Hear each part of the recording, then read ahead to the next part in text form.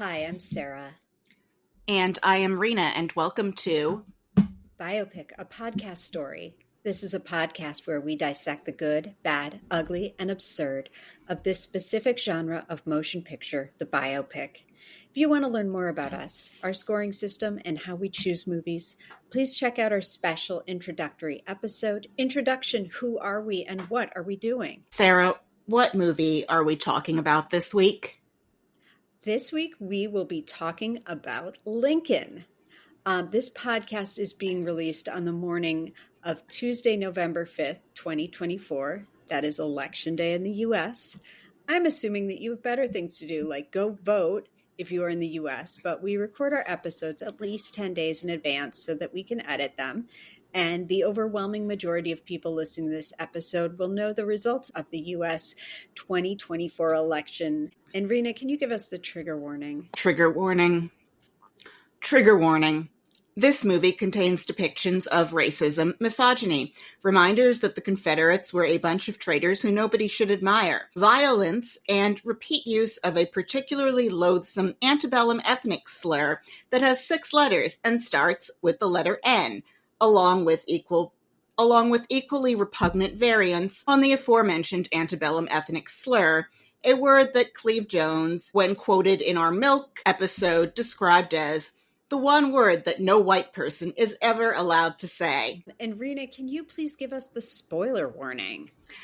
Oh, Sara, can I ever? Spoiler warning. We are going to spoil everything, including possibly the major plot points in works of narrative art having nothing to do with this particular movie. Consider yourself warned. Some sources that were used in the creation of this episode include primarily Team of Rivals by Doris Kearns Goodwin. And the internet, and I briefly glanced at a biography of Thaddeus Stevens and listened to some podcast episodes. The 1865 podcast was good for right after the assassination. I listened to the Totalis Rankium episode on Lincoln. I'm going to come in here with a hot take, which is that this movie was perfect. I think that is a credible reaction. Should I talk a little bit about the man who is Lincoln for the uneducated? Well, if you could tell us a little bit about the movie Lincoln, I'll preface that by saying that Abraham Lincoln was our 16th president of the United States and frequently tops lists of the greatest presidents. He was born on February 12th of 1809. He is credited with winning the Civil War and holding the Union together, and internationally regarded as a great man, unless you're a stupid, question everything, nitpicker, annoying person. Or if you think the Civil War was about states' rights, just the vague halo of states' rights, you really hate Lincoln. But when you say states' rights, the immediate state right that pops to mind is freedom to own other people. Indeed. So the movie Lincoln is a 2012 American biographical historical drama film directed and produced by Steven Spielberg, starring Daniel Day-Lewis as Abraham Lincoln. It also features Sally Field, David Strathairn, Joseph Gordon-Levitt, James Spader, Hal Holbrook, and Tommy Lee Jones, as well as, I would say, probably like every actor I've ever had a thing for. The screenplay is a goddamn masterpiece written by Tony Kushner, and it is loosely based on Doris Kearns Goodwin's Team of Rivals. And the movie tightly hones in on the final 4 months of Lincoln's life. It was a huge success. It had a $65 million budget and a $270 million gross at the box office. It also, is such a well-regarded film that its Wikipedia page actually has a link out to the list of awards and honors that the film was nominated for and won. And it was nominated for 12 Academy Awards. It won for Daniel Day-Lewis for Best Actor and for Production Design. Do you want me to talk a little bit about the Oscars that year? Sure, let's have some awards talk. And I neglected to mention, Lincoln is credited with ending slavery. There are debates about how gung-ho he was about this because nobody's perfect. So I want to preface awards talk with, I am really cool and I hang out on Reddit. And I was on a Reddit board that was talking about how Matt Damon said something kind of insightful and interesting. It stands up under no scrutiny, but it's an interesting observation, which is that he was saying that we should give 5 years between when a movie comes out and the Academy Awards that it's nominated for. I have no idea how this would work, but we've talked a great deal about the hindsight that goes into awards. And 2012 is a pretty agonizing contest for the Oscars. This was the year of Argo, which people really liked. And we were still in the heat of letting Harvey Weinstein dictate who got what. So Jennifer Lawrence won Best Actress that year. Christoph Waltz won for Django Unchained, which was a great performance. We let Les Mis happen, the movie, which we never should have done because all it did was embolden Tom Hooper, which is a huge mistake. Some other really notable movies that came out that year: Zero Dark 30. Jessica Chastain probably should have won Best Actress. The Master, which had amazing performances from Philip Seymour Hoffman and Amy Adams and Joaquin Phoenix, all came out that year.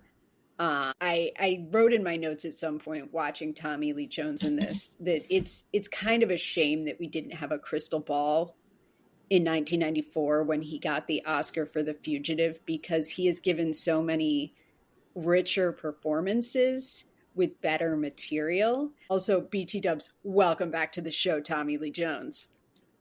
I also I couldn't believe when I went to look at Best Adapted Screenplay that this didn't win Best Screenplay. This is a perfect screenplay. Yeah. I have no notes on this movie. I found no fault in this motion picture. When this opened, I was like, oh no, this is going to be boring. First of all, another really controversial statement to make. Steven Spielberg is one of the best at this, and he's able to transcend genres and give weight and depth to things that, surprise you all the time. But I feel like he's gotten more serious towards the end of his life. And not all those movies are fun to watch. And so I was a little bit is this going to be like Gandhi? Is this going to be like School? And within 5 seconds, Coleman Domingo comes out.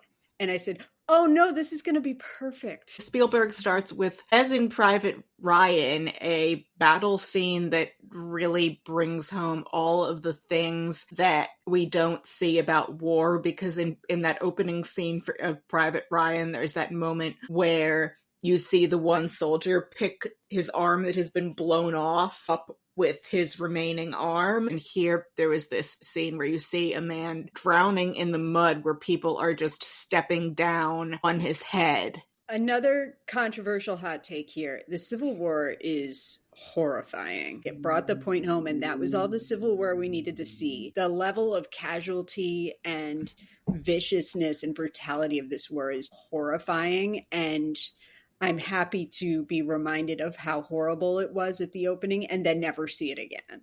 It was brutal. So we see Coleman Domingo and David Oyelowo talking to the uncanniest of uncanny valleys of Abraham Lincoln. Holy crap. Daniel Day-Lewis looks so much like him. Lincoln died decades before anyone could have recorded him speaking, but he so embodies every idea we have of Lincoln plus research that if the real Lincoln showed up, I would say, that doesn't look like Lincoln, if he wasn't in every way a dead ringer for this performance. It's astonishing, and this is some trivia for you. So Spielberg was working to get this movie made since 1999, and it was not a Tony Kushner script at first. The original screenplay focused on Lincoln's friendship with Frederick Douglass, and originally he wanted Liam Neeson for it. I don't know what world we live in if Daniel Day-Lewis isn't playing this part. It is unthinkable to have anyone but Daniel Day-Lewis in this role, and also I get Liam Neeson confused with Sean Bean. He would have been fine, but when you see how Daniel Day-Lewis as Lincoln looks almost like a computer generated Abraham Lincoln, it's astonishing to think that he had anyone else in mind for the part, because it's spooky. And you see right away how Lincoln is pretty great with people. He's a good politician. He's a good talker. And I loved this. So Dane DeHaan and Lucas Haas show up for like 2 seconds and they recite the Gettysburg Address to him. And I just was like, oh my God, this is great narrative train work here, Tony Kushner. I'm gonna pat you on the back for being a pretty good writer. I loved the way he did that, because I was like, oh, bravo, get that Gettysburg Address in there without getting it in there. Another thing too about Daniel Day-Lewis in this, he said it was very difficult for him to let go of this character because he so loved living in that headspace of Lincoln. You see why he would, as an actor, fall in love with playing this character. And I'm going to keep calling him a character. I know Lincoln's a real person. This is our show. I'll do what I want. There's so much love and compassion imbued into this character, who is very clearly like a very flawed person, but a decent person. I can't believe we live in a world where this man existed and did what he did. Yeah. And then we meet Mary Todd, and Sally Field is so wonderful in this movie. We meet her as Lincoln is recounting a dream to her. Spielberg Oscar-winning movie or not, listening to anyone recount their dreams is so boring. I don't want to hear about your dream, Lincoln. And neither does Mary Todd, really. She's like, this is about the 13th Amendment, isn't it? You're going to do it. Part of our President's Month programming is that we're going to talk about LBJ about all the way next week. But like, this is another example of a leader who cashed in all their chips in order to advance the cause of equality in this country. And it's real respectable, especially in this day and age when we live in an inferno of selfishness. It's kind of amazing to not only what Lincoln did, but like what all of these men did. And then we also see him go talk to his beautiful little boy, Tad, who's looking at pictures of slaves. And this was the moment where like I broke, was when Tad says that he wants to see Willie. And Lincoln says, we can't see Willie because he's dead. And that's one of their dead children. And the way that Daniel Day-Lewis said that, I was immediately like emotional, because it wasn't corny. One of the things we reflected on was that for most of human history, part of being a parent was being prepared to not get to watch all of your children grow up. Childbearing and rearing was a numbers game. You're like, I have to have enough to make some of them stick. Researching this, I learned that real life Tad had a cleft lip and palate, so he had like a lisp and a speech impediment that made it hard for people who weren't his parents to comprehend what he was saying. But I understand Spielberg cutting that. I found an excerpt from Tad's journal entry after Lincoln died, which is, Pa is dead. I can hardly believe that I shall never see him again. I must learn to take care of myself now. Yes, Pa is dead, and I am only Tad Lincoln now. Little Tad, like other little boys. I am not a president's son now. I won't have many presents anymore. Well, I will try and be a good boy, and will hope to go someday to Pa and Brother Willie in heaven. Okay, first of all, I can't. Second of Yeah, all, are you crying? I'm going to. This is like the most pathetic thing a child has said since the fictional little Oliver Twist said, "Please, sir, I want some more." I want to like take that 160-year-old little boy and say to him, like, no, you're always going to be a president's son, sweetheart. But I can't. I loved the way they played that relationship in this movie too. His relationship with Tad was lovely. Lincoln lets his children run into the office when he's working, and he gives him piggyback rides. And I feel like someone must have looked at photos of what the White House interior looked like then and copied every single piece of paper in every pigeonhole, and what was the level of disarray and what degree of like worn in various things were.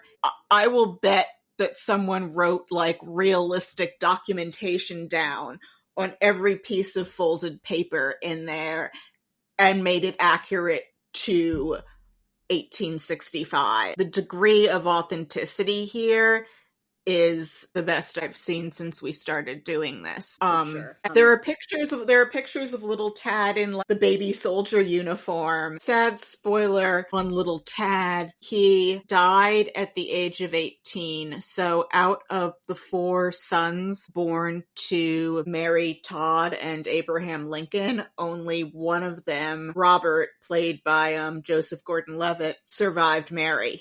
Reflecting on like the numbers game of childbearing, I don't see how you inure yourself from that emotionally. I loved the Lincolns' marriage, and later you see them having this couple fight that feels so fully realized. There are scenes of Mary wearing dresses in this that look like ones that I've seen in museum collections that belonged to her. People really did their homework on this. You also see the moments where she's kind of on the up edge of her mood swings and she's being ultra charming at a party, and you see why they still love each other and the ways that it can't be easy to be married to the best man in the history of the world. I would imagine not. One of the things that's so wonderful about Tony Kushner's writing is that every character in this film like is a fully realized character. And that is just like the magic of Spielberg. That is the magic of his writing, and that is the magic of the acting in this film. Like it's a vivid, fully realized portrait of Mary Todd Lincoln, even though it is not a movie about her.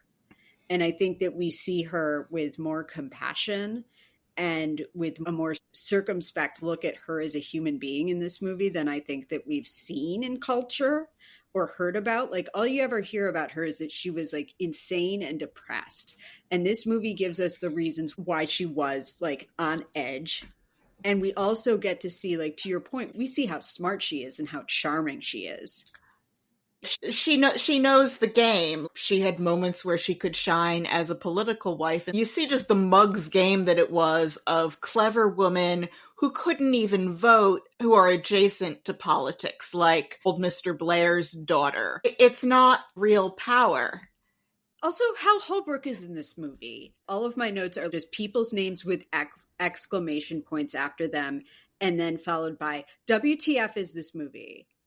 I know. And like, even people who show up for 3 seconds to say yay or nay on a vote, each of them looks like someone I've seen being impressive somewhere before. They each look like someone researched the heck out of what did this person look like? What would they have been wearing to get like every permutation of the eccentric 19th century flamboyant beard down. And they each feel fully realized when their one line is yay or nay. It's a case where there are no small roles or small actors. And I love Tony Kushner. I have like the 2-volume Angels in America on my shelf. I've had it for 20 years and I love referring to it.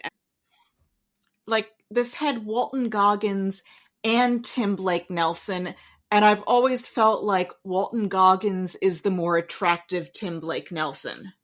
This movie is packed with people that I love. And I know I've shown you the Venn diagram, but one piece of the Venn diagram I realized that I've left off is men who look like they'd be very comfortable at a dogfight. And that is where like the crew of John Hawkes, James Spader, and Tim Blake Nelson, when they came out to play, I was just like, oh my God, how much fun are we having? And then I was like, these are all men who look like they'd be comfortable at a dogfight. And I also seem to like that. And your favorite boyfriend, Michael Stuhlbarg, is in this, playing like a pudding face character, but no, he's... No, not my sweetheart, no. No, he's very serious. By the end of it, like my other boyfriends, Daniel Day-Lewis and Tommy Lee Jones, had radicalized him and made him into a commie bastard who supported equality. We're at the point where we're hearing about the gambit, how he's going to do it. And he's talking to David Strathairn, who's brilliant in this movie. Also looks like someone who would be comfortable at a dogfight, who's playing his Secretary of State, William Seward. And he is saying, this is what we need to do to get this passed, and we're getting it passed. And then also like hovering in the background is Jeremy Strong. And also hovering in the background, even more delightfully, is Joseph Cross, who you will remember from the Milk episode is a very non-problematic character actor who's also delightful in this movie. Sarah, am I mistaken in thinking that on top of every wonderful performance and brilliantly written character, this is a movie in which nobody has been canceled? And I do not think that there's anyone who's been canceled in this movie. I think we're safe loving this. I did want to also ask you something that I want to make sure I didn't just like not clock because of my poor attention span. Andrew Johnson is nowhere in this movie. I believe Andrew Johnson is nowhere in this movie. I just wanted to confirm that. Making it the only other thing that this movie has in common with Reagan is a completely absent vice president. But also, and I know this from the Broadway musical Assassins, up until Teddy Roosevelt as vice president under William McKinley, the vice president role was a good place to shunt someone off to if you wanted them to have no power. I'm wondering if like he's absent from this, like not only because he sucked, but also because like he probably didn't have that much to do with the machinations that were going on here. Yes, and oh, fun thing, while all of this is going on, Robert Lincoln's fiancée, Lucy Hale, is also dating John Wilkes Booth. Well, that's messy. She had Robert procure inauguration tickets for John Wilkes Booth. What a messy bitch. I know. She went to sob over his body when he was like on the like naval ship where they were keeping it. It was discovered that he died with a photograph of Lucy Hale on him, but he had photographs of 4 other women. Guy was a dog. I hate him. Just even too. Even more than I hated him before this movie. Also, at this point, too, I thought this was kind of amazing. So he started the gambit, and I'm going to keep calling it a gambit because it was scheming and it was brilliant. Elizabeth Marvel and Bill Camp, who are IRL married, they are the Brangelina of people of a certain age and vintage of Law and Order. But they show up as this couple who comes into his office like it's like a Parks and Rec episode scene, complaining about a toll booth.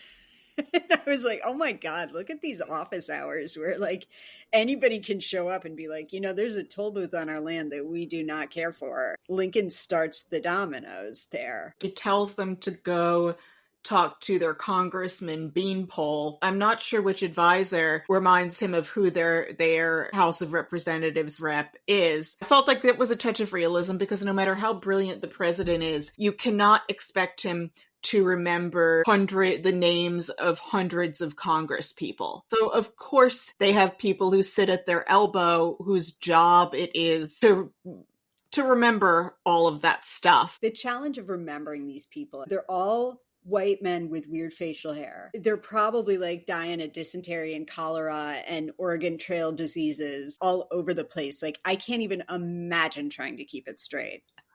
And nobody has Google. Nobody has a smartphone. And everyone's just got stupid facial hair. I can't even imagine trying to keep these people straight. Back to the Gambit. There are a lot of conversations. I am not going to pretend that I can go through each of them individually, but you start to see how the wheels turn and what they need to do to get this done. David Cosabile, who was so good on Breaking Bad and is so good on so many other things, shows up as James Ashley, who is going to bring it to the floor. And he's like, why, for instance, is this thus? And what is the reason for this thusness? And I was just like, I don't know what the hell you're saying, but I love it. And he's kind of like going through it and saying like, this is what we need to do. And then enter the gladiator, Thaddeus Stevens, played by Tommy Lee Jones.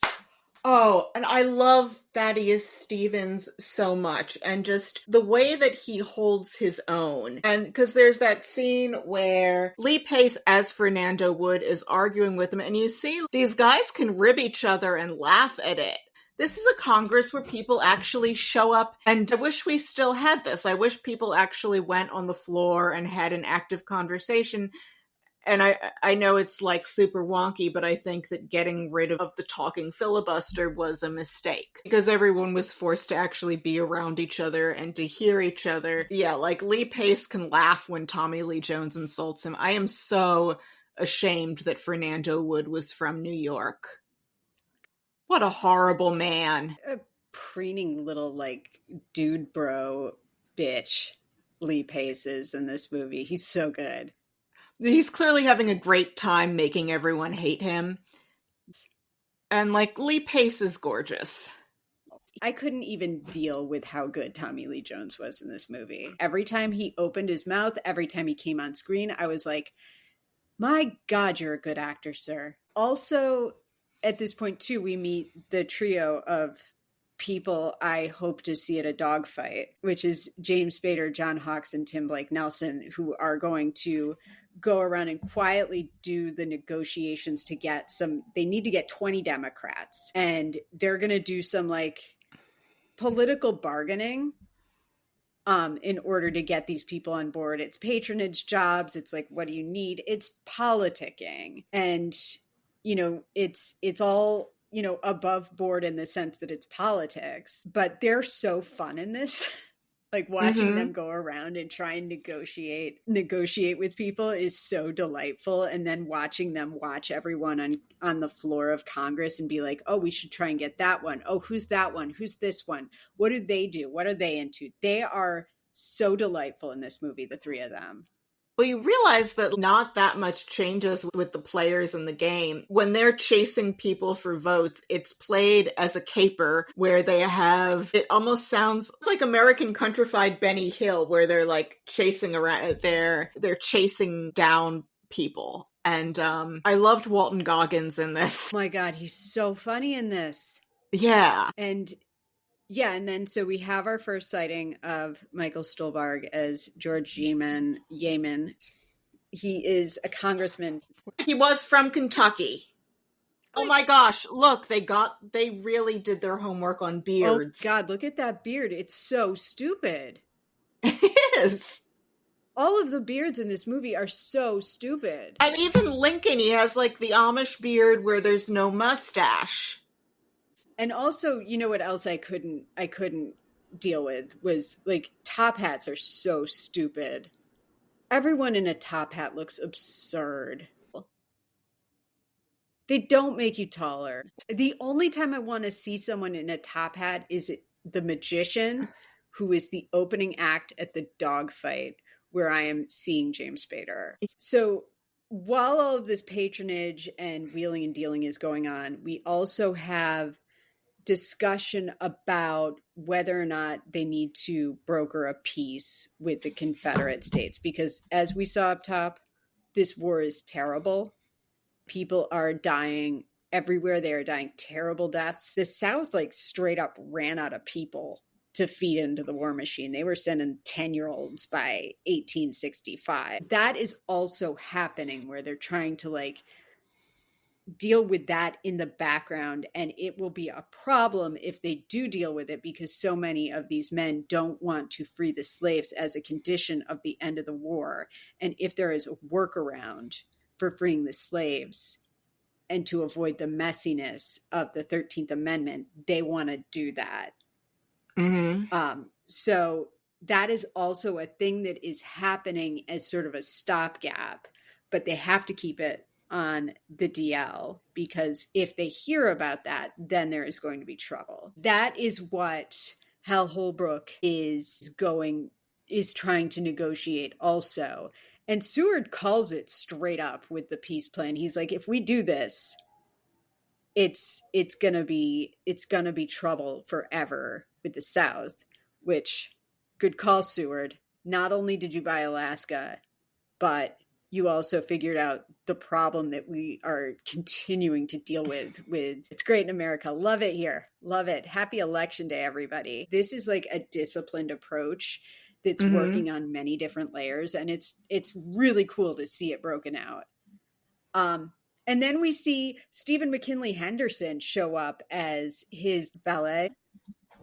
I immediately thought, oh, there's the depressed gay priest from Lady Bird. And they go to like an inaugural reception where we then see the whole sequence of Mary Todd being so charming that she like starts a bottleneck, because she's parrying with these men and chatting with them and engaging in conversation. Sally Field had to put on weight for this role because they did measurements, and Mary Todd Lincoln's waist, when corseted, was 30 inches. She's a curvy hottie. Who cares? I can see why it was a little bit out of the box, just because Sally Field was older than Mary Todd at the time. She did have to fight to get a screen test with Daniel Day-Lewis. She got it, and she's freaking amazing in this movie. And it's a good reminder of what a great actress she is.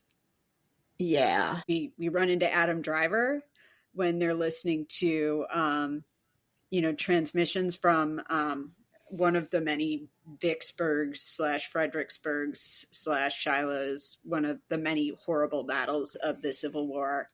And we'll hear more from him later. Congressman Yeoman gets up and makes a speech about the moral issues of slavery and how it's bad. However, there's no plan in place. And then he starts in with what's next, vote for women. And I was like, how dare you, Michael Stolberg?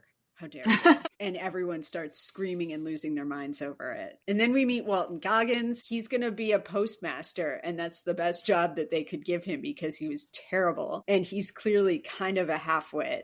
And Spader and Hawks and Tim Blake Nelson are kind of chasing him around and being like, you have to vote for this. And he's afraid of it.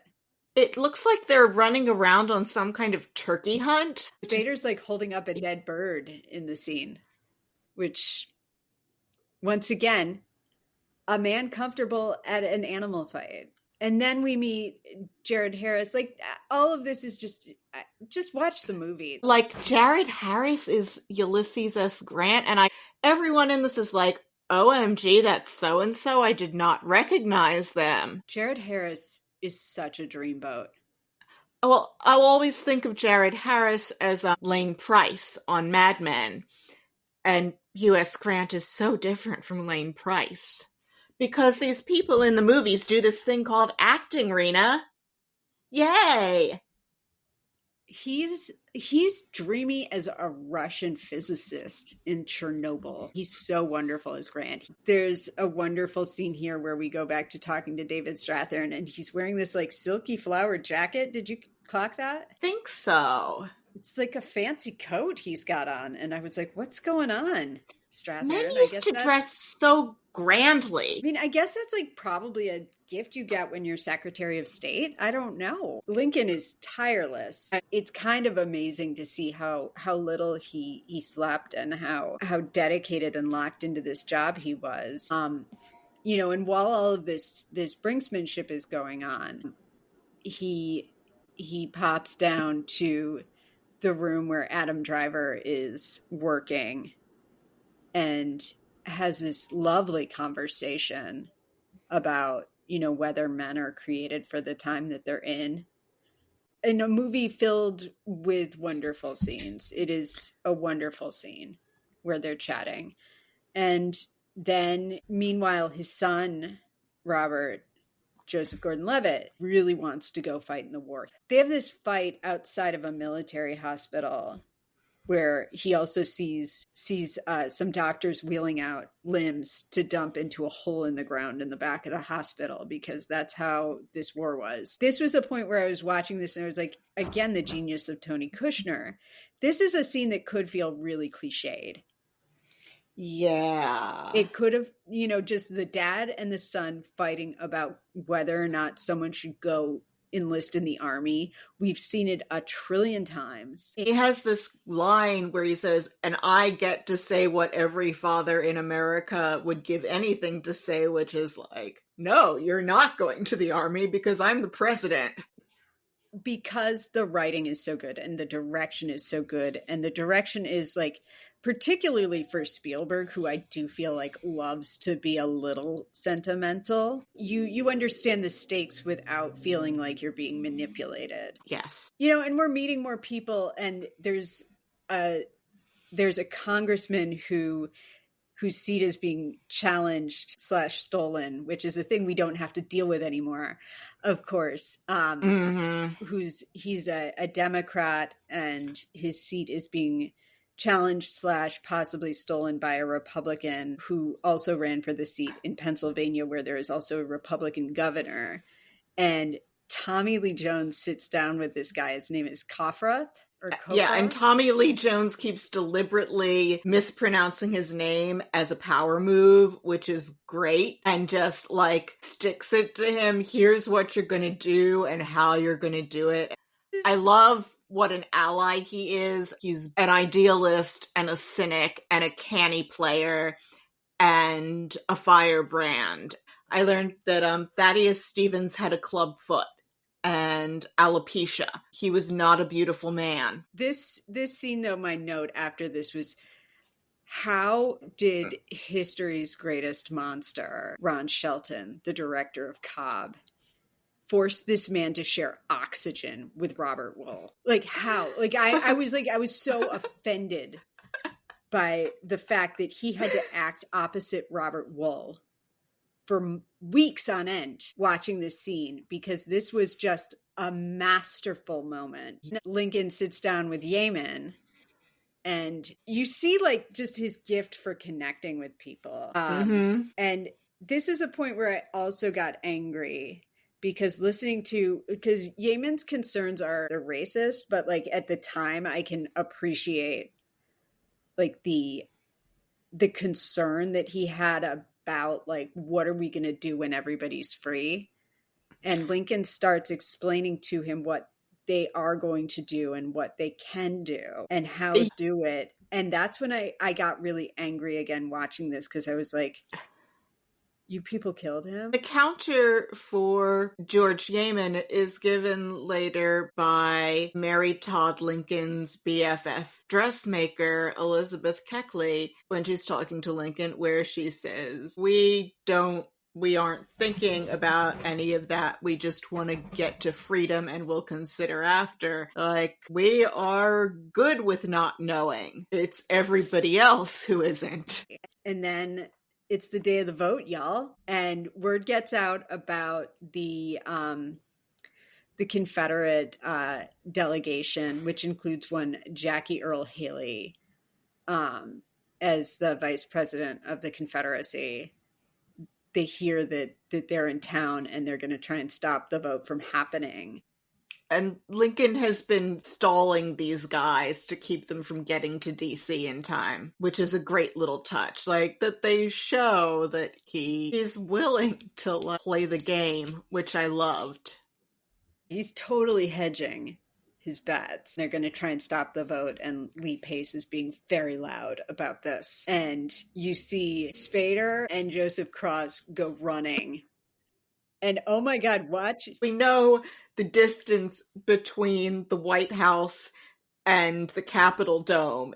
We know what that run looks like now with actual paved sidewalks. The Capitol Dome has just been completed. Nothing looks old the way it does now. It is white as a wedding cake and looks just super freshly painted, because it was. I loved that touch. Watching them run was a really visceral scene. Like, I have in my life been a smoker, and watching these smokers in their inappropriate footwear for running break into a run to the White House, I was like, I'm gonna barf watching this. This is really stressful.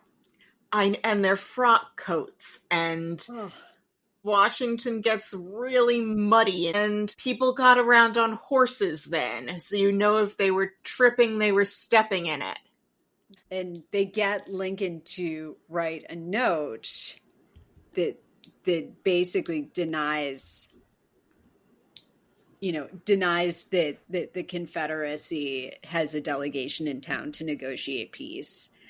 And Joseph Cross won't take it, and so he gives it to Spader, who's like, yeah, I'll take this note. I'll take this lie down to Congress for you. I don't care, because that is an impeachable offense if you knowingly lie to the Congress.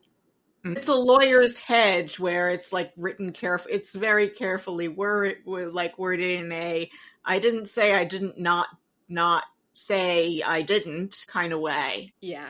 And they all go with it. He has enough allies in there who say, well, that's good enough. Let's keep it moving. And then the vote starts. I mean, honestly, when has a vote ever been so exciting? I know. They're just saying numbers, and it's exciting. They're saying yes and no and counting numbers, and it's riveting.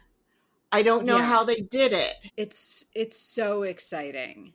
And it's so incredible to watch it unfold and to see the faces. Like, Costabile is really, like, his face is wonderful to watch in this. Tommy Lee Jones is wonderful to watch in this. As they realize, like, what they've accomplished, which is ending slavery. And the other moments I've loved in here, I loved the Lincolns having their couples fight over Robert joining the army, because it felt like, oh my gosh, this is how it would look if the Lincolns were having a squabble. And you know that, like, married couples drive each other crazy all the time. It's real. And then also that moment where Tommy Lee Jones has to deny what he's said his entire career, which is that Black and white people are equal. And you see him look up at Elizabeth Keckley, and that it's killing him what he's about to do. And you see the disappointment on her face when she leaves. And I love him so much for briefly selling out on one point for the greater good, because I am a person who believes in an unironic greater good. Like, how much more could we get done if our frickin' purists were just willing to stuff it a little more? I love him so much for this. And then when you see him turn it around, which unfortunately Elizabeth Keckley doesn't see, where he turns it around from this point where it's killing him. And I think this is him salvaging it for himself by making a laugh of it, where he says, how can I say that all men are equal when you are such an idiot, Mr. Wood? And really digs in with, like, creative use of the nouns and adjectives to describe, like, the way that the idiocy of the people across the aisle makes it clear that people can't be equal. And that he's doing that as much for himself as for any other reason, because he doesn't feel good about what he just had to do. I realized I'd never heard the song Battle Cry of Freedom before. There's so much jubilation in the room, and you see where they, like, lift up Wags from Billions, whose name I can't remember, even though David Costabile. Yes. But where everyone is singing and it's a very catchy song, and I'd never heard it before. There's this scene where, like, Thaddeus Stevens asks, can I, like, take the bill home? And I was so disappointed to find out that this wasn't real, that he wasn't actually in a common law marriage with his Black housekeeper, and he brought her home a copy of the 13th Amendment to be romantic. I was so sad that this didn't really happen. That was so hot, too. I know. I mean, I'm sorry. Like, a guy bringing home the 13th Amendment to read together. The day after of it all is that, we meet back with the Confederate representation and they're real unhappy. And they're like, can we come back in time to make sure this amendment doesn't pass? And Lincoln's like, no, you can't. This amendment is passing. And I just made the note. I was like, we should have hung all these fuckers. Yeah, we should have. They were actual traitors. They didn't get what they deserved. Like, yeah, every one of them should have been hung.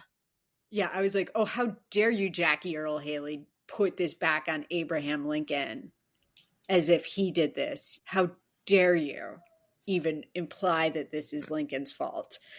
So now what a bunch of victim blamers. I think it's okay to hate the Confederacy a lot. Oh, it's totally okay. If you want to look around us and see like where the gaslighting came from, it came from people like that who are like, we just have these statues up because it's our heritage. You have those statues up because you want to assert that you're superior.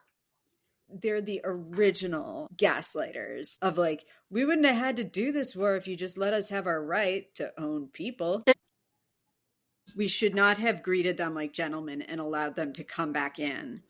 And then we shouldn't have had the corrupt compromise of the 1876 election where we were like, hey, JK, about that Reconstruction. Germany did such a better job than the South of saying, we feel bad. We're going to change now. I've been fascinated by how does Edwin Booth keep having this brilliant career, and he has a statue of himself in Gramercy Park when his brother killed the president. And it's something I've wondered about for 25 years, but never gotten around to researching. You know what it is? There truly is no such thing as cancel culture. Maybe it was tough for a minute, but we forgive because he was a good-looking white dude. I want to know how would he process, oh, my brother killed the president. Does that mean I can't play Hamlet next year? A good publicist would help him spin that into being like, this is why I should play Hamlet next year, is because I understand guilt in a way that no one else can. I understand not being able to stop something terrible from happening in a way that no one else can. So they do this touch here where there are so many things in this movie where it doesn't do what we expected. And one of the things that I loved was that they do not take us to see our American cousin at the Ford's Theater. They take us to follow Tad Lincoln, who's going to see a play about Aladdin. It's this magical thing, and then a man runs out onto stage and says the president has been shot, and you see little Tad clinging to the banister and yelling no. And then he wrote that movingly pathetic diary entry that I read. I am not the president's son anymore. And we know now that he got to see his father and Willie again horribly soon. This is also, like, once again, something that Spielberg is outstanding at, is directing children. And this young man who plays Tad Lincoln, I will give a shout out to, his name is Gulliver McGrath. And he's very good, and it's a very natural, unaffected performance for a child. And there's also like this very sweet moment with the two of them where you see that while the vote is happening, Lincoln is sitting in a chair reading to Tad. Like things parents do to pass time when they're worried about something. Yeah. Focus on your loved ones. He didn't have an iPhone to play Candy Crush on yet. James Spader and cohort had to know who everyone in Congress was and stuff about them. They had to do so many things without smartphones. All the more impressive. I would hire any one of them to work for me. They would be like, can we take you to a dogfight? And I'd be like, yes. Yes, you may all take me to a dogfight. Yes. I will be the woman that you take to a dogfight. So yes, so Lincoln gets assassinated, we find out. Spoiler alert, Lincoln dies. It's quite sad. We see like his body just is so crumpled. This looks so like the engraving, and then you have Seward saying, "And now he belongs to the ages." And I actually at this point paused and looked up whether the blood stain that we see on the pillow under Daniel Day-Lewis's head matches the formation of the blood stain on the actual pillow. But I couldn't really tell because that blood stain was fresh and the pillow that we have now is really faded. And I wonder, could we like clone a Lincoln from it? Jurassic Park says we can. This ends with Lincoln speaking, I think it's his inauguration. I think it's the second inaugural speech because he's making the Better Angels speech, isn't he? Yes. He gets like this moment of, it's this moment when someone dies tragically at a film and it's feel bad. This is a director's trick that Spielberg does so well of like taking them back to a rise above moment so that you can go out feeling somewhat uplifted and not focusing on, wow, Mary, your life has kind of sucked before, but it's not getting better, Mary Todd. Spielberg loves, like, his endings are often profoundly sentimental. I think my personal equivalent to Sontag on Camp would be something called In Praise of Middlebrow or In Praise of Sentiment, where it's like, who cares if you want to cry a little and feel good if it's all beautiful? Who cares? Certain things occasionally make me hopelessly middlebrow. The sacrifice of Lincoln as a public servant, to have to die for your cause is always a big ask. He was, the man for the moment. And I think that it's a good reminder that, like, even though his moment was like taken from him, we have these words and this powerful example that he set. And I think this is actually a perfect segue to my game. Yay! I was about to ask. I believe, Sarah, you have a little game for me. I do have a little game for you. Dogfight. So we closed the movie on some of Lincoln's memorable words. And as you might also be aware, many quotes are misattributed to Abraham Lincoln. So the game that I have for us is who said it? Abraham Lincoln or a poster from a Scholastic book fair. I like the sound of this game, Sarah. Let's do it. Okay. So the first one, poster from a Scholastic book fair or Abraham Lincoln? Where's the party? Poster from a Scholastic book fair. Yes. Okay. Next one. Every man is said to have had his peculiar ambition. Whether it be true or not, I can say for one that I have no other so great as that of being truly esteemed by my fellow man. Abraham Lincoln. Yes. Hang in there. Sarah, you're not even trying. Scholastic book fair me, poster. I did my best. Okay? This is the best I could do. But I'm committed to the bit. Scholastic book fair poster. Excellent. I don't feel that smart. It was easy. No, it's going to get tougher. Just stay with it. Throw me a humdinger. It is an old maxim and a very sound one that he that dances should always pay the fiddler. Lincoln? Yes. Okay. Lamborghini. Scholastic book fair poster. Don't say if I can. Say I will. I want to say that this is a trick question and you're finally trying to surprise me and that the actual answer is Scholastic Book Fair, but I think that's Lincoln. Yes. Okay. Read harder. Scholastic Book Fair. Okay. Scholastic Book Fair poster. Excellent. There is powerful temptation in money. President Abraham Lincoln. Yes. This room has been declared a disaster area. Scholastic Book Fair poster. The fight must go on. We are right and cannot finally fail. Our 16th president, Abraham Lincoln. Great. Perfect. That's spelled Purr, all capital. lowercase f-e. Is that also a quote from a Scholastic Book Fair poster with a kitty cat on it? Yes. Okay. We should avoid planting and cultivating too many thorns in the bosom of society. President Lincoln. Okay. Go for it. Scholastic Book Fair poster. Yes. Last one. Whatever you are, be a good one. Scholastic Book Fair poster. No, this is a trick question. That was said that was said by Thackeray, but it is often misattributed to Abraham Lincoln. I feel like these Scholastic Book Fair posters were nowhere near as pseudo-profound as we remembered, which may have had something to do with us being little kids. No, the number of posters that just have like one word on them, like Lamborghini, it just says Lamborghini and it's a picture of a car. Yeah, I think I saw that. So, choice dialogue, I didn't rather to write any down because the answer is the entire movie. Yes, the whole movie is choice dialogue, but I really liked where Lincoln is showing up in that like telegram room where Adam Driver is, and one of the guys gets up in disgust and says, "No, you're going to tell another story."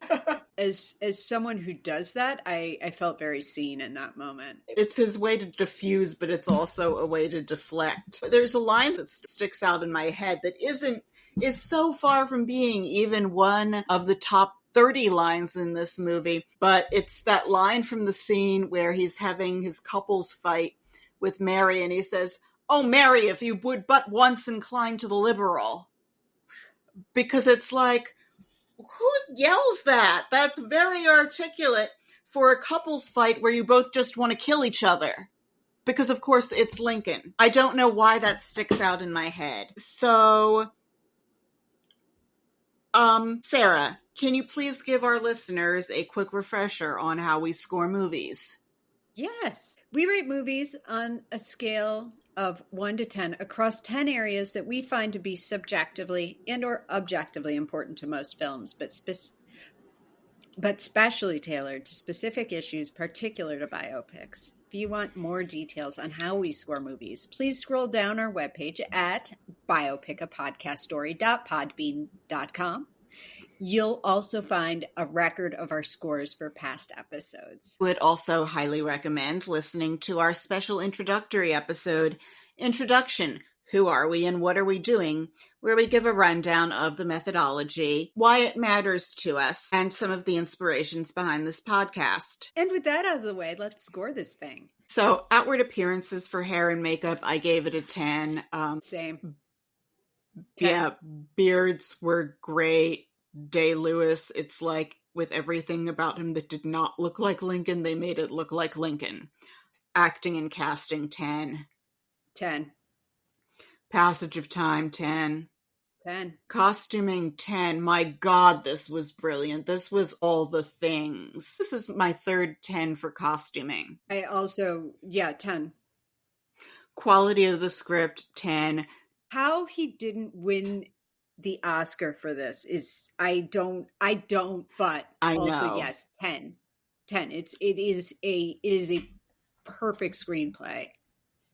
For accuracy, I gave it my highest accuracy score ever, which is 8.5. I wanted to give it a 9, but there was finding out that they made up the thing about Thaddeus Stevens having a mistress and the little things that everyone pokes at. But that is still the highest score I ever have given or probably ever will give for accuracy, 8.5. Yep, I gave it a 9. It's also that, like, compared to all the other things.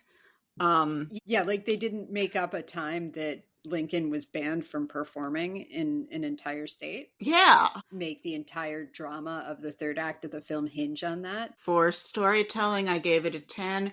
I was riveted. It was such a fast 2.5 hours, which is a big demand to make on a costume drama. Also a 10. This has got to be our most boring episode. We still haven't figured out how to love well. No, the thing is we did talk a lot about dogfights. Production value, 10. Same.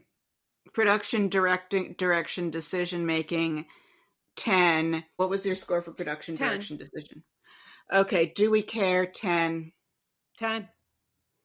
And then I decided to use the buy, even though it became to 9.85, because this is possibly better than Milk, and it should get 10 out of 10. Yeah. Since it cancels out, we can't give anything above a 10. So yeah, I mean, mine's a 9.9. Lincoln, congratulations. You have earned a second opinion so that we can spiritually rip the throat out of anyone who didn't like you, because we are in a format where we can get away of being intolerant of people with different opinions. Our first 1-star review from the Internet Movie Database is titled, "Never Finished It." Oh, good. That means you should be writing a review of a movie on IMDb if you didn't finish watching it. By Daniel Gwynn -41017 on June 26th of 2018. I attempted to watch it because I thought I was actually going to learn something. What I did learn is it's riddled with filth right off the bat, using God's name in vain so many times I couldn't watch more than about 10 minutes of it. Wish I never would have bought the movie. So if you have children, I wouldn't suggest letting them hear this whatsoever. I mean, yeah, war is hell. When did they take the Lord's name in vain? I didn't hear any filth. I heard the Gettysburg Address, and I heard Black people asking if they could have equal rights. What was I missing? I think he said damn. There wasn't a lot of cursing to be had in this movie. These are mystifying reviews. Also, this person hasn't finished watching it. They don't know how it ends, but I'm sure they would find the ending predictable. And they also said that they bought the movie. I also don't know that I've ever taken to the internet to review a movie that I haven't finished. Yeah. So, your go, Sarah. Okay, this one is from Spanna H. Title, Spectacularly Underwhelming. I went in with high expectations. After all, this movie has a top-notch director, an all-star cast, and monumental subject matter. I came out wondering if I could get my money back, as this was one of the worst movies I have ever seen. Well, what I saw of it. Fortunately, the theater was nearly half empty, so I did not disturb other viewers with my snoring as this disaster bored me to sleep. Twice. After the shock of wasting that much of my life on this flop, I realized my anger was not directed at what a bad movie it was, and it was truly a bad movie.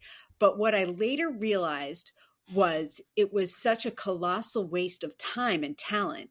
It could have been a very good movie, a spectacular movie for all time, but it never even got started on getting close to that level. As a movie about Lincoln, it devoted very little of the movie to the subject, spending over half of it recreating the machinations of the House of Representatives debating the 13th Amendment.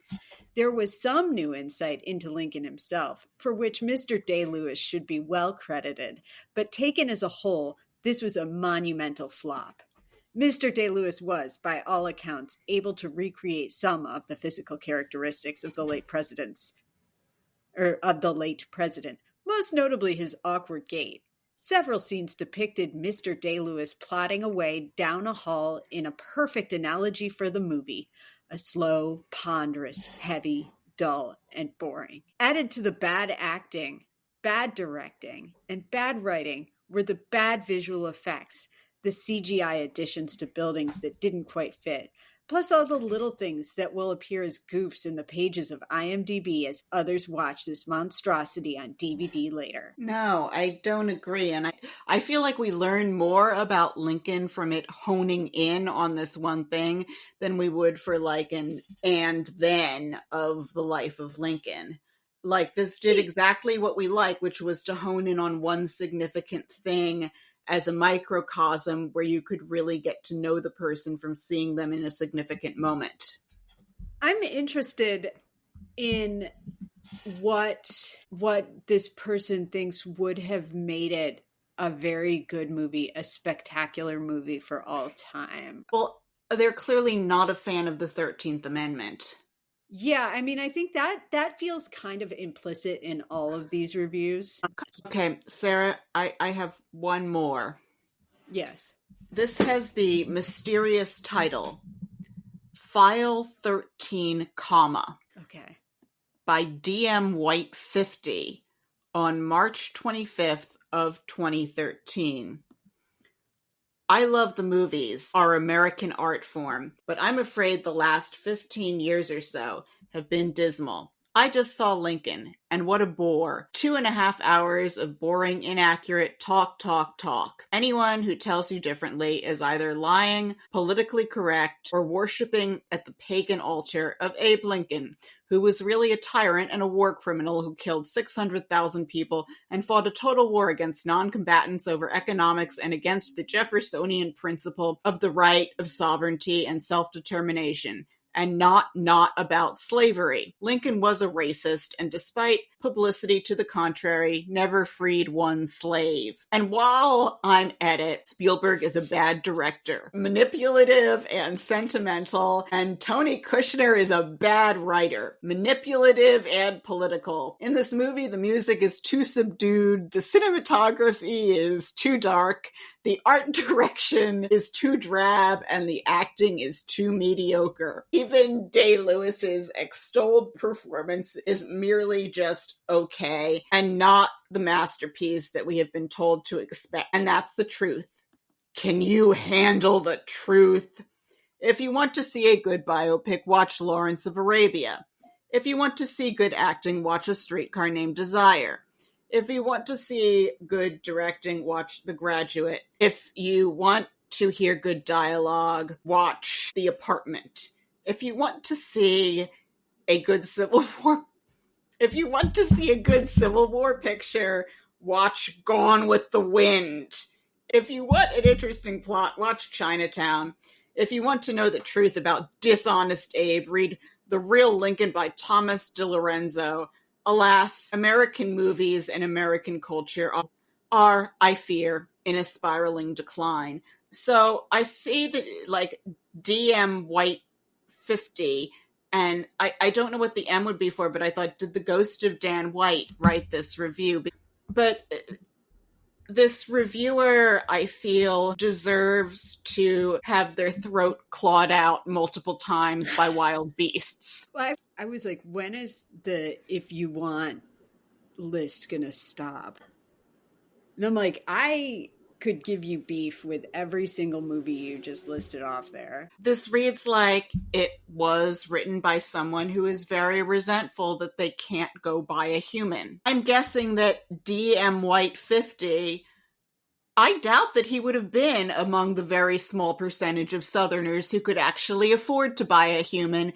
He would have been just someone who is going along with it on the principle of hoping they get rich someday. It's a proud American tradition. I love the idea of, like, there only being one movie to watch with good dialogue. And that hack-ass Tony Kushner, man. What's he ever done? Yeah. I did find a few other reviews with an obnoxiously libertarian bent that acted like Lincoln was a villain who was against states' rights. And I just feel like whoever wrote them deserves to have elephants stomp on their jaws like 1,000 times. But did you have any more 1-star reviews? None that were less than 1,000 words. Also, like libertarians, tell me you want to own people again without saying you want to own people. Big frickety frackin' whoop. This is the first of our month of presidentially themed movies. I created this lineup on the assumption that we will be operating on the darkest possible timeline. So we picked Lincoln because Lincoln is like the ideal of a president. And next week we'll be talking about LBJ because Lyndon Johnson is, I think, about the best you can hope to do for a president when you're living in the real world. The following week we'll be doing Amistad because John Quincy Adams was possibly one of the most brilliant men who held the office, and he was just too good for us, and we couldn't appreciate it. And finally, for our episode of November 26th, the Thanksgiving episode, we will be watching a real turkey of a movie, Tennessee Johnson, about Andrew Johnson, a garbage fire of a president, because I'm assuming that's probably how we'll be feeling about America by the end of November. I am not saying what is or isn't going to happen because I actually don't know. The future's unwritten. I could be at a cockfight with John Hawkes and Tim Blake Nelson in a week. And yes, I am putting that out there on my vision board. Okay. Sarah, can you take us out, please? I'd be happy to take us out. If you liked the show, please leave us a 5-star rating and subscribe to us on iTunes, Spotify, or wherever you get your podcasts. And tell a friend, or better yet, plural friends, and share us on social media. We hear it helps. You can follow us on Instagram, where we have visual aids from our episodes. Our Instagram handle is @Biopic a Podcast Story. So do check us out there, and we'll link to that in the show notes as well. Please check out our webpage at biopicapodcaststory.podbean.com to see the official episode ratings for all of the movies that we've done so far. And if you would like to get in touch, you can email us at biopiclistenermailbag@gmail.com. Tune in next week when we'll be talking about All the Way. Yes, starring the magical Bryan Cranston. With that, have a lovely tomorrow.